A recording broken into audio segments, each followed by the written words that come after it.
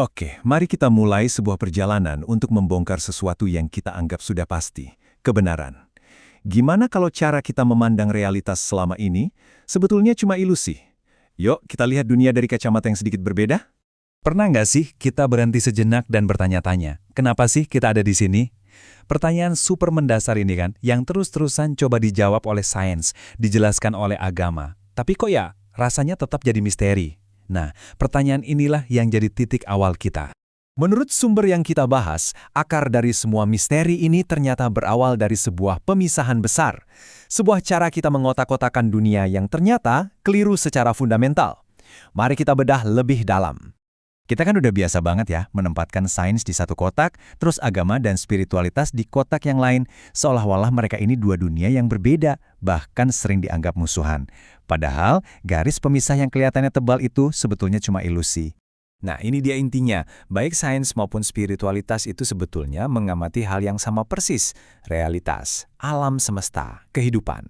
Yang bikin mereka kelihatan beda itu bukan apa yang mereka lihat, tapi cuma bahasa dan metode yang mereka pakai untuk menceritakan apa yang mereka lihat. Gara-gara pemisahan tadi, muncullah sebuah ilusi yang jauh lebih besar. Ilusi tentang adanya satu kebenaran objektif yang seolah-olah bisa dimiliki, bisa dimonopoli oleh satu sudut pandang saja. Dan disinilah jebakan pertamanya. Kita mulai salah kaprah. Kita menganggap sebuah cara pandang, ibarat sebuah peta, sebagai wilayahnya itu sendiri. Kita lupa kalau peta, mau secanggih apapun, ya tetap cuma peta. Cuma alat bantu, bukan realitas yang sebenarnya. Terus gimana prosesnya sampai bisa begitu? Biasanya begini alurnya. Pertama, sebuah perspektif muncul. Lalu sekelompok orang, biasanya yang punya otoritas, setuju dan kasih stempel sah. Nggak lama kemudian, perspektif ini diangkat jadi satu-satunya kebenaran yang objektif. Dan akhirnya, tujuannya bukan lagi mencari pemahaman baru, tapi jadi sibuk mati-matian mempertahankan kebenaran yang sudah ada itu. Jadi, apa dong sebetulnya objektivitas dalam konteks ini? Well, ini bukan soal kebenaran mutlak dari Tuhan, tapi lebih ke subjektivitas, pengalaman pribadi seseorang yang kemudian dibikin jadi standar lewat prosedur tertentu dan disahkan oleh sekelompok kecil orang. Dan disinilah letak bahayanya. Fokusnya jadi bergeser total. Pencarian kita bukan lagi soal memahami realitas apa adanya, tapi jadi soal siapa yang paling berkuasa, siapa yang pegang kendali untuk bilang mana yang benar dan mana yang salah. Jadi ajang perebutan otoritas. Tentu saja, hidup dalam kungkungan ilusi ini ada harganya. Ada konsekuensi yang harus kita bayar, baik secara pribadi maupun sebagai masyarakat.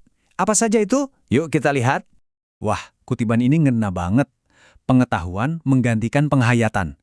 Kita jadi lebih sibuk sama penjelasan tentang hidup daripada benar-benar menghayati hidup itu sendiri. Kita lebih percaya sama teori di buku daripada apa yang hati dan tubuh kita rasakan secara langsung.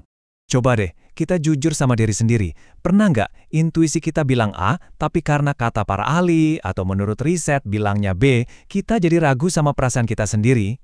Nah, itulah efek langsung dari ilusi tadi.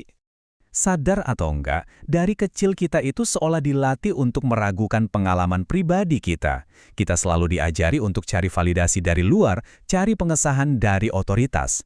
Akibatnya, kita jadi bergantung pada otoritas palsu ini untuk memberitahu kita apa yang seharusnya kita rasakan, bahkan terhadap hidup kita sendiri.